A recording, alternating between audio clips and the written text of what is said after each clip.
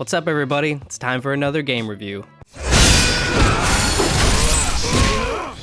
Wo Long Fallen Dynasty is an ambitious Souls-like game, bringing a fast-paced combat similar to Sekiro. Brought to us by Koei and Team Ninja, you can really feel the influence, crossover, and charm of Dynasty Warriors and Ninja Gaiden in this one. But, does it hold up to the big boys of the Souls-like genre? Let's dig into the details and find out. And just as a side note before we get started, I know the PC version is getting some pretty bad feedback right now, with its fair share of performance issues and poor keyboard and mouse control problems. But I played on PS5, so I'll be giving this review from that perspective. Right out of the gate, you can definitely tell this is a Koei game.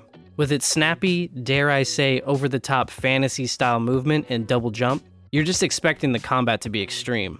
But, you get your ass kicked just like a good old Souls-like.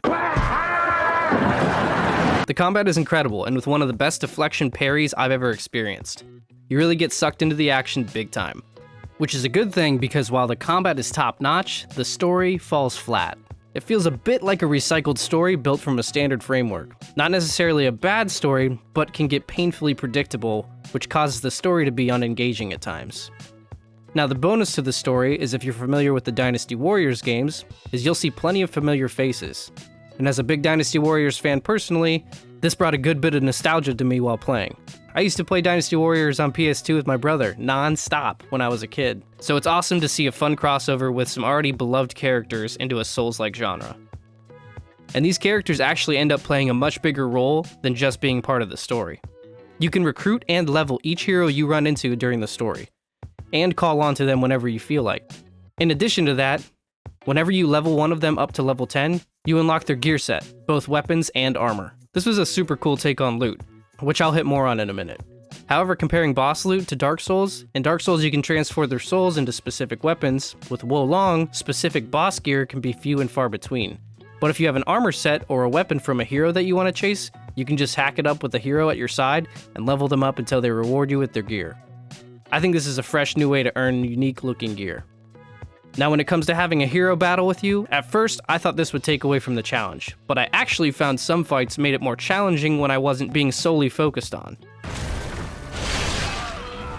Gator don't play no shit.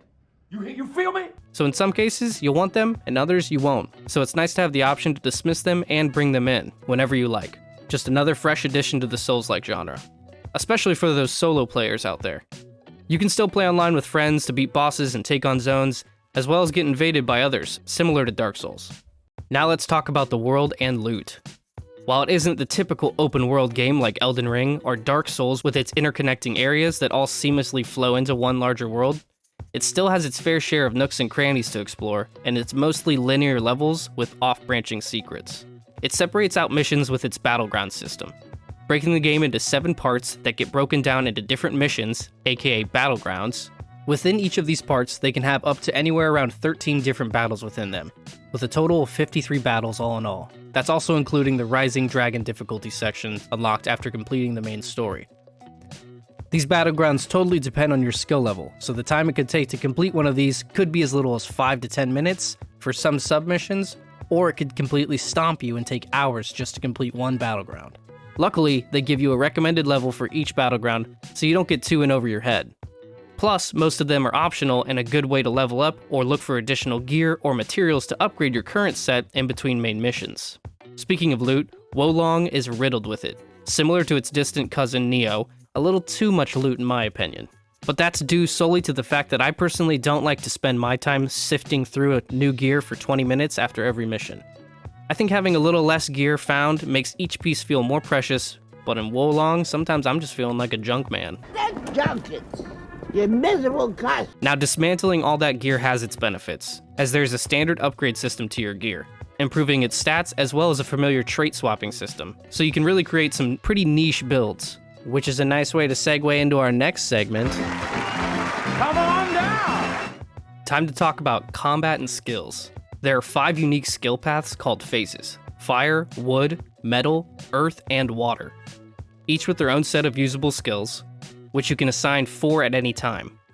Now some of the spells are pretty fun to pull off, while others feel like a little bit of an afterthought. But what's most important about these paths is creating specific builds to maximize boss fights and tough enemies. For example, using a water path build to take down a fire-based boss. Which leads us to one of my favorite systems in the game, which is battle sets. You can name and save gear sets, so all the specific gear you want is applied instantly, as well as skills and skill points, making it virtually instant to swap out classes. On top of that, you can respend your path points with ease, and at no cost at any time at the hub village. This makes playing around with different builds super easy and user-friendly. It's really fun to try out all kinds of combinations, so don't just settle for one skill path. Change it up from time to time. You won't regret it. And as I mentioned at the beginning, the deflection system is fantastic, and probably one of the best feeling and most responsive counter systems I've ever played. With an excellent balance between needing to block and deflect, you'll find a groove that makes the most sense to manage your spirit gauge. Think of this as a stamina bar, but with a new twist. You can basic attack and deflect endlessly, as long as everything lands. Which is a nice change up from something comparable, like Sekiro's posture bar, which feels slowly even when deflecting.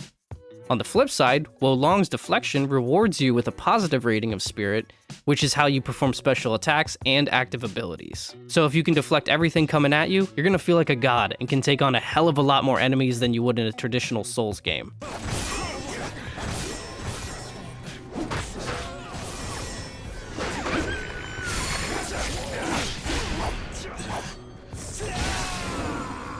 You can make some serious impact with your spirit attack and wizarding spells, which is what uses up your spirit gauge. Once your spirit gauge dips to the bottom of the orange zone, you can no longer regular block, as it'll leave you vulnerable to being rendered temporarily immobile. So you're constantly managing your spirit gauge bar. But do it properly and you can be an unstoppable killing machine. I think there was a little bit of influence from Elden Ring on the spirit attacks, because you can get 2 special attacks per weapon, and the best part, they can be all different, with 13 different weapon types, all having multiple different cosmetic styles and special abilities. There are tons of special attacks to try out. I always feel like I run across a new attack frequently, which is definitely the most exciting part about the large abundance of loot.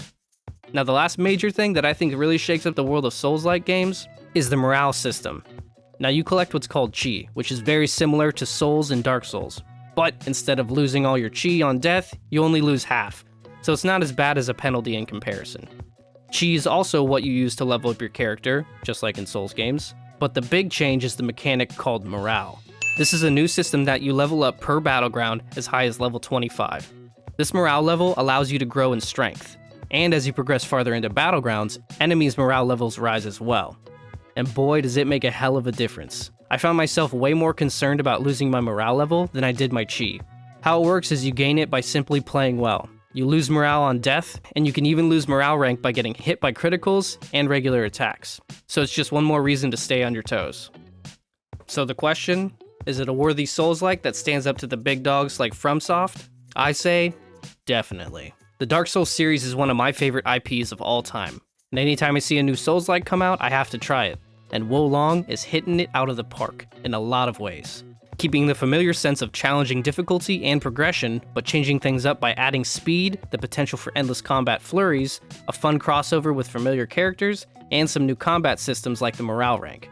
It adds just enough, but without taking away the core of the Souls-like genre.